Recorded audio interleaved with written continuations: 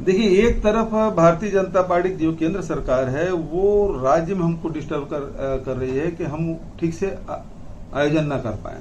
इसके लिए तमाम हमारे जो कार्यकर्ता हैं, पार्टी के पदाधिकारी, उसके घर में रेड डाला गया। सरकार को डिस्टर्ब करने के लिए 3 कार्यालय में कल फिर से रेड डाला गया। अभी तक के उनकी जांच चल रही है। वो अधिकारी कर्मचारी किस हालत में, ये मेरे लिए बड़ी चिंता की बात है। दूसरी बात यह है कि जो हमारे मेहमान आ रहे हैं, जो प्रवक्ता हैं, उसको रोका जा रहा है।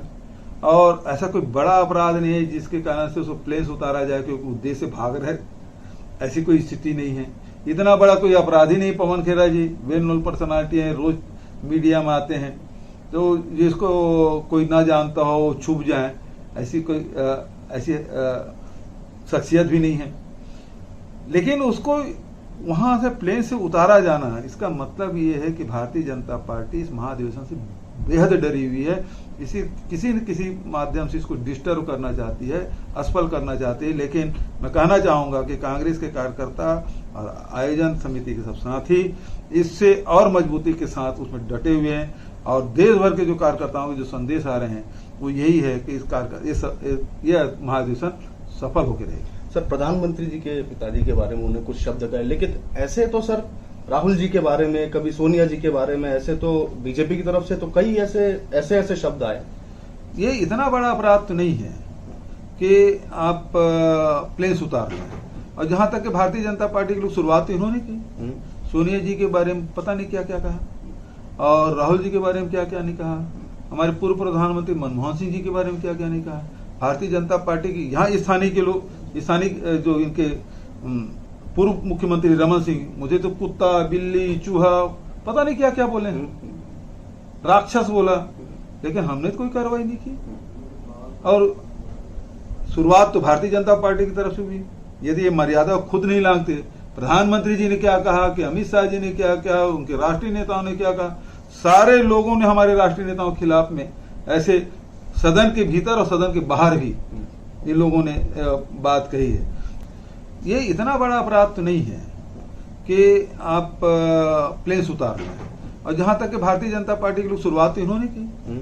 सोनिया जी के बारे में पता नहीं क्या क्या कहा, और राहुल जी के बारे में क्या क्या नहीं कहा, हमारे पूर्व प्रधानमंत्री मनमोहन सिंह जी के बारे में क्या क्या नहीं कहा।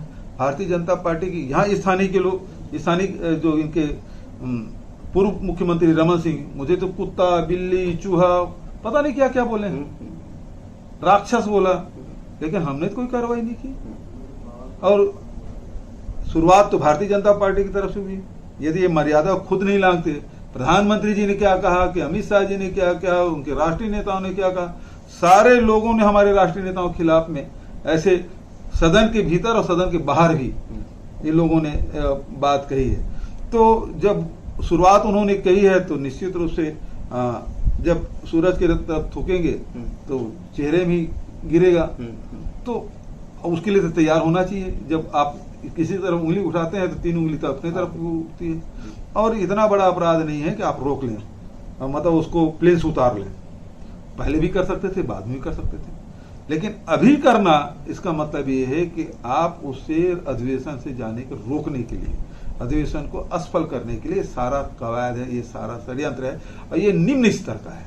सर, जगदलपुर में भी बीजेपी की थोड़े टाइम पहले बैठक हुई, कई बड़े नेता आते हैं। यहाँ से सरकार की तरफ से अभी तक तो ऐसा कुछ नहीं देखा गया कि उनको उनके कार्यक्रम को असफल कभी नहीं। मतलब किस स्तर, मतलब देखिए, उसके जो प्रभारी है वो आए थे, वो बोले यदि भारतीय जनता पार्टी कार्यकर्ता थूक जाए तो कांग्रेस बह जाएगा, ये सब बोला गया। लेकिन हम लोगों ने तो ऐसा कुछ कहा नहीं, किया नहीं। लेकिन अब वो नया रास्ता खोज शुरुआत कर रहे हैं तो फिर दूसरे लोग भी अपनाएंगे, क्योंकि सरकारें तो दूसरे राज्यों, अन्य राज्यों में तो दूसरे दलों की भी है, और आप इस प्रकार से करेंगे तो आपके साथ भी यही होगा। तो ये जो शुरुआत कर रहे हैं वो ठीक नहीं है। सर, इससे बचा जाना चाहिए। डरेंगे नहीं, हमेशा एक बात बोल। अरे हम